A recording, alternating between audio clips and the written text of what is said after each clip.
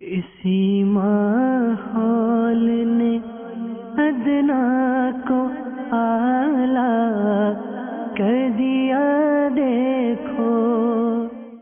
جو گوشت سڑ گیا بدبو لے آیا اس کا کھانا حرام ہے، اگر سے نجس یعنی ناپاک نہیں۔ بعض اوقات بیماری ہو گئی، والدہ بیمار ہیں، والد صاحب بیمار ہیں، ان کے ٹیسٹ وغیرہ کے لیے پیشاب یا خون وغیرہ جو ہے وہ سرنج میں، یا جناب وہ پیشاب کی بوتل وغیرہ ہوتی ہے ہمارے پاس، ہم ٹیسٹ کرانے جا رہے ہیں، اب جناب نماز کا ٹائم آ گیا، وہ جیب میں رکھی ہے۔ اگر نماز پڑھی اور جیب وغیرہ میں شیشی ہے اور اس میں پیشاب یا خون یا شراب ہے تو نماز نہ ہوگی۔ جیب میں انڈا ہے اور اس کی زردی خون ہو چکی تو نماز ہو جائے گی۔ اور یہ امیر علیہ السلام مشورہ ارشاد فرما رہے ہیں کہ ٹیسٹ وغیرہ کروانے کے لیے جاتے ہوئے خون کی شیشی جیب میں ہو تو نماز پڑھتے وقت باہر نکال دیجیے۔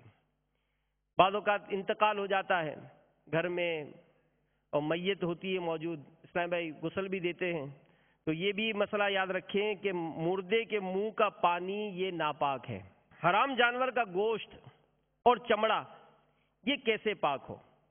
سور کے سوا ہر جانور حلال ہو یا حرام، جبکہ ذبح کے قابل ہو اور بسم اللہ کہہ کر ذبح کیا گیا تو اس کا گوشت اور کھال پاک ہے، کہ نمازی کے پاس اگر وہ گوشت ہے یا اس کی کھال پر نماز پڑھی تو نماز ہو جائے گی، مگر حرام جانور کا گوشت وغیرہ کھانا ذبح سے حلال نہ ہوگا، حرام ہی رہے گا۔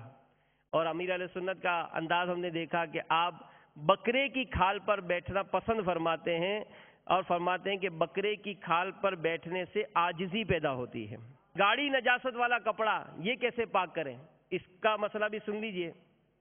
نجاست اگر دلدار یعنی گاڑی ہو، جیسے نجاست مرئیہ کہتے ہیں، جیسے پاخانہ غبار وغیرہ، تو دھونے میں گنتی کی کوئی شرط نہیں، بلکہ اس کو دور کرنا ضروری ہے۔ اگر ایک بار دھونے سے دور ہو جائے تو ایک بار دھونا کافی ہے، اور اگر 5 مرتبہ دھونے سے دور ہو تو 4-5 مرتبہ دھونا پڑے گا۔ ہاں، اگر 3 مرتبہ سے کم میں نجاست دور ہو جائے تو 3 مرتبہ پورا کر لینا بہتر ہے۔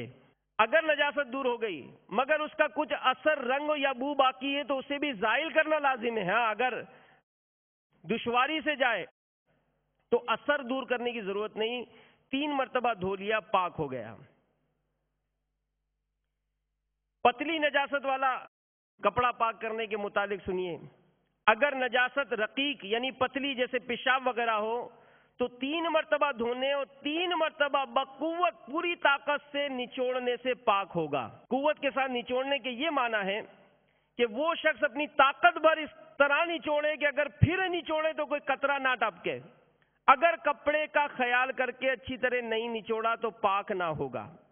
اگر دھونے والے نے اچھی طرح نچوڑ لیا مگر ابھی ایسا ہے کہ کوئی اور شخص طاقت میں اس سے زیادہ ہے، وہ نچوڑے تو 1-2 بوند ٹپک سکتی ہے، تو اس پہلے نچوڑنے والے کے حق میں پاک ہے، دوسرے کے حق میں ناپاک ہے۔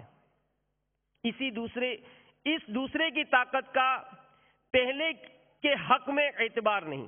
ہاں، اگر یہ دھوتا اور اسی قدر نچوڑتا جس قدر پہلے نے نچوڑا تھا تو پاک نہ ہوتا۔ اب اس کا ایک اور طریقہ بھی امیر رسول فرماتے ہیں، فتاوی امجدیہ جلد 1 صفحہ 35 میں ہے کہ یہ یعنی 3 مرتبہ دھونے اور نچوڑنے کا حکم اس وقت ہے جب تھوڑے پانی میں دھویا ہو۔ اگر حوض کبیر یعنی دردا یا اس سے بڑے حوض، نہر، ندی، سمندر وغیرہ میں دھویا، یا نل، پائپ یا لوٹے وغیرہ کے ذریعے بہت سا پانی اس پر بہایا، یا دریا وغیرہ بہتے پانی میں دھویا تو نچوڑنے کی ضرورت نہیں۔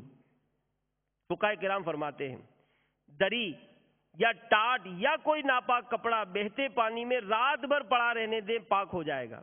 اصل یہ ہے کہ جتنی دیر میں یہ ظن غالب ہو جائے کہ پانی نجاست کو بہا لے گیا ہو، پاک ہو گیا، کہ بہتے پانی سے پاک کرنے میں نچوڑنا شرط نہیں۔ اسی ماحول نے ادنا کو اعلیٰ کر دیا